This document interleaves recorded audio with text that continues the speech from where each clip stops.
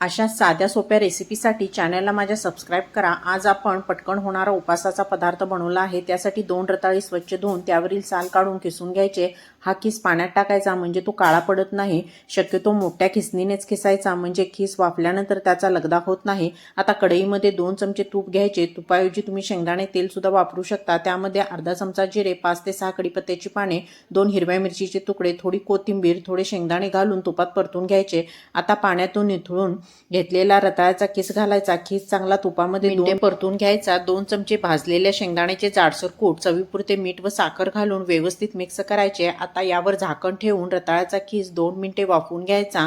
अधूनमधून खीस वर खाली करून घ्यायचा। 2च मिनिटात हा खीस छान वाफला जातो। वरून भरपूर ओलं खोबरं, कोथिंबीर घालून हा खीस सर्व करायचा। असा हा पटकन होणारा रताळ्याचा खीस उपासाला तुम्ही नक्की करून खा। रेसिपी आवडली तर चॅनलला सबस्क्राईब करा।